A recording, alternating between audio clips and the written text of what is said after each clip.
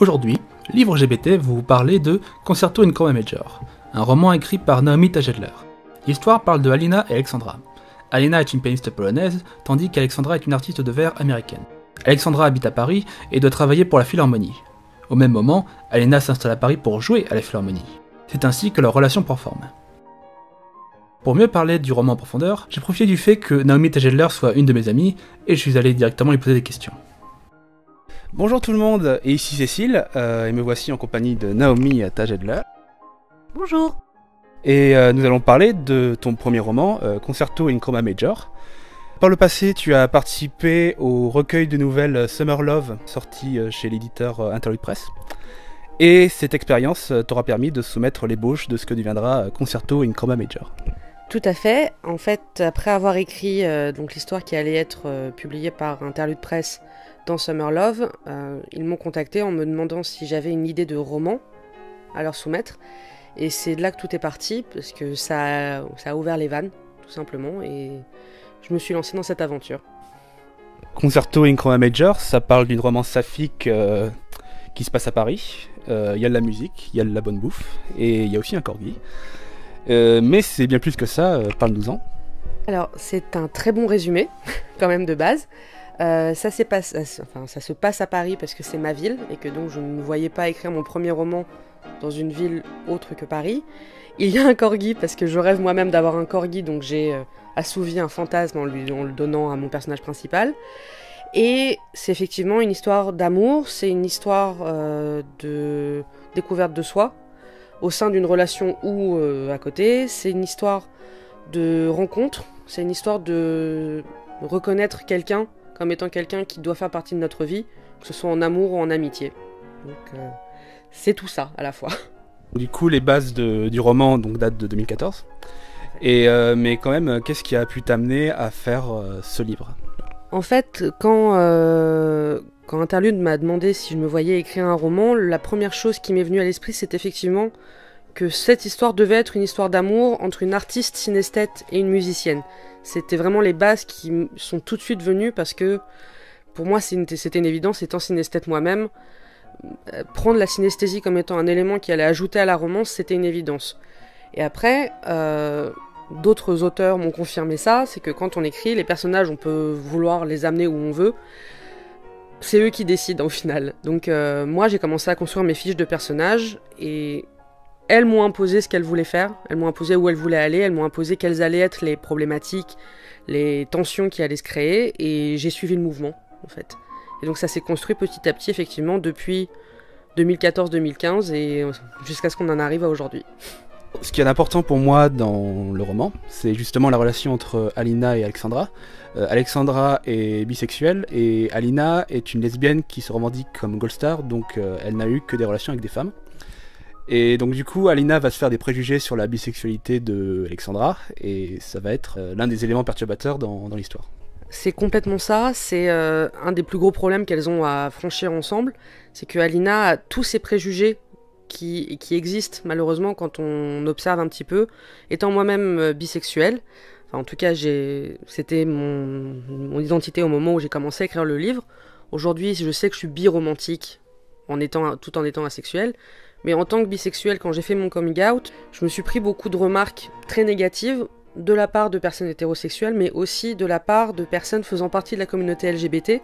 Et c'est là que je me suis dit, je vais utiliser mon roman pour montrer que les préjugés biphobiques existent, que ce soit dans la communauté hétérosexuelle autant que dans la communauté LGBT, et que c'est quelque chose dont on peut sortir, on peut grandir de ça, on peut apprendre que les préjugés n'ont pas lieu d'être, on peut apprendre à mettre ses préjugés à la poubelle, pour certains, et on peut grandir. Et pour moi, c'est ça l'arc d'Alina à travers le roman, c'est qu'elle grandit aux côtés d'Alexandra, elle apprend que ce qui faisait son monde, qui est très étriqué, peut grandir et peut s'agrandir. Donc justement, à propos d'Alexandra, le personnage que tu voyais à la base comme le personnage central, il s'agit d'une femme bi, grosse, juive ashkénaze et synesthète. Donc te connaissant, est-ce que ce personnage ne serait pas un peu autobiographique ? Un petit peu. Autobiographique, je ne sais pas, mais en tout cas, beaucoup d'éléments de moi sont en elle, ça c'est sûr. Je n'ai pas sa confiance en elle, je n'ai pas sa certitude que elle a du sex appeal et qu'elle peut attirer les gens. Ça, elle l'a. Ça, je ne l'ai pas. Mais pour tout le reste, effectivement, je lui ai donné beaucoup de moi. C'est aussi pour ça que je lui ai donné un corgi. Hein. C'est que je me suis projetée à travers elle.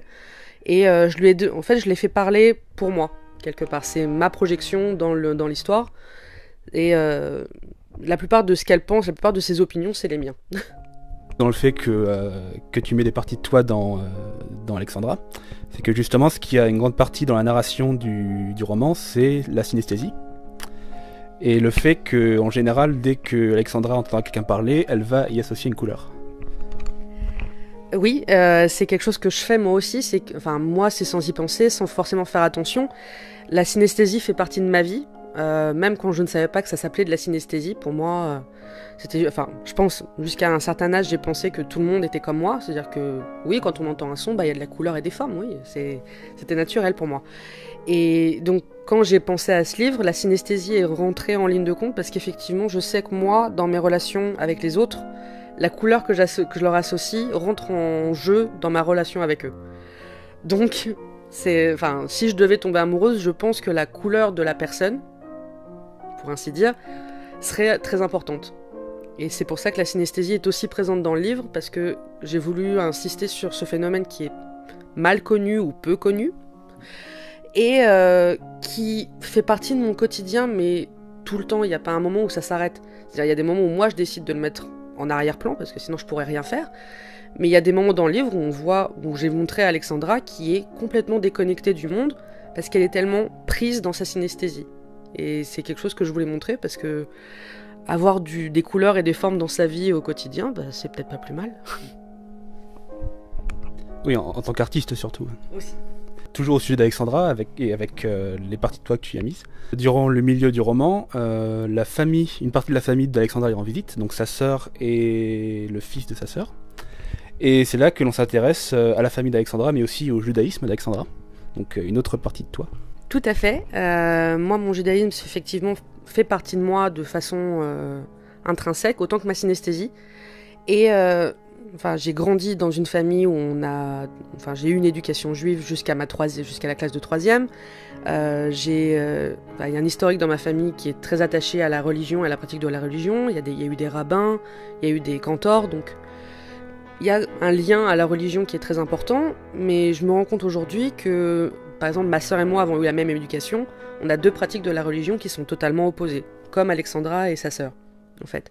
Il y en a une qui se dit que son identité juive passe à travers sa pratique, à travers la pratique quotidienne et immuable. Et pour Alexandra, et comme pour moi, l'identité juive, c'est faire partie d'un peuple, c'est avoir une histoire, mais la pratique elle-même ajoute rien à mon identité juive, en fait. Et j'ai voulu montrer ça, j'ai voulu montrer que il y a autant de pratiques du judaïsme qu'il y a de personnes juives dans le monde. Après tout, je sais pas si c'est un proverbe ou si c'est une expression, mais on dit deux juifs, trois opinions, et ça se traduit aussi dans la pratique. Et ça, j'ai voulu le montrer à travers le roman et à travers ses deux sœurs. Pour ce qui est du contenu queer du roman, donc c'est aussi le sujet du roman, et aussi des œuvres que tu as écrites jusque-là. Est-ce que ce sera justement ton thème de prédilection pour tes futurs écrits, ou est-ce qu'il t'arrivera d'écrire de la fiction non queer pour te concentrer sur d'autres thèmes liés à toi ? En fait, j'ai 5 histoires qui sont en préparation. Elles ont toutes un élément queer. Je pense que si j'écris en me basant sur ma propre expérience, que ce soit pour de la science-fiction, pour du drame ou pour autre chose, je vais toujours me baser sur mon ressenti, et c'est mon ressenti en tant que personne queer. Donc l'élément queer fera toujours partie du livre. Je pense notamment au livre sur lequel je suis en train de travailler de façon assez intensive, qui va être une histoire de science-fiction. Donc l'élément queer n'est pas l'élément, on va dire, leader de l'histoire, comme ça peut être le cas pour Concerto in Chroma Major, mais il y a des personnages queer parce que les personnages queer font partie de la société, et qu'à partir du moment où on veut représenter la société comme étant quelque chose de réaliste, même dans le futur, même dans l'espace, et les queers seront toujours là. De la même façon qu'il y aura des noirs, de la même façon qu'il y aura des asiatiques, de la même façon qu'il y aura de tout. Dire les queers font partie de la société et donc méritent d'être représentés dans n'importe quelle histoire tout autant que n'importe quel autre personnage. Donc, sans dire que l'élément queer va être un élément prépondérant de mon écriture, je pense qu'il y en aura toujours, effectivement. Dernière question, ça concerne le personnage secondaire d'Harry, qui se charge d'assister Alina, et qui du coup est le seul personnage non-binaire du roman. Comment est-ce que tu en es venu à inclure ce personnage-là? Est-ce qu'il aurait été inclus au dernier moment pour que tu fasses plus de représentation queer ou pas? En fait, pas du tout. Yael est arrivée assez inopinément. Quand j'ai commencé à faire la fiche d'identité d'Alina, pour moi c'était évident qu'elle devait avoir un ou une assistante. Et Harry est arrivé, sans prévenir, sans crier gare, en disant « Voilà, c'est moi, faut me prendre comme ça, et je serai non-binaire, et ça sera pas autrement, et maintenant débrouille-toi. » Et donc comme là, une fois que j'ai fait cette constatation, j'ai dit « Ok, très bien, il n'y a pas de problème, moi ça me va très bien. » Mais par contre, on rentre dans un sujet que je maîtrise pas. Et je voulais pas faire de faux pas, je voulais pas faire d'erreur, surtout que c'est assez sensible. Et donc justement, j'ai fait appel à ce qu'en anglais on appelle des sensitivity readers, donc des personnes qui font eux-mêmes partie d'une communauté qui est mal ou peu représentée, et donc pour m'assurer moi que je ne faisais pas d'erreur, que la représentation était bonne, que j'avais pas utilisé un vocabulaire genré justement pour parler d'elle. Et au final, le retour que j'ai eu, c'était que Harry s'était présenté à moi de la meilleure façon possible, et que donc dans l'histoire, Yael était intégrée parfaitement comme il fallait, que c'était une bonne représentation de personnages non binaires, aussi abrasifs qu'elles soient. Eh bien, merci beaucoup Naomi, et merci à vous d'avoir regardé cette vidéo. Et donc, je vous recommande de lire Concerto in Chroma Major, c'est un livre que je trouve assez complet, en plus d'être une romance queer. Et voilà, je vous souhaite bonne lecture. Au revoir. Au revoir.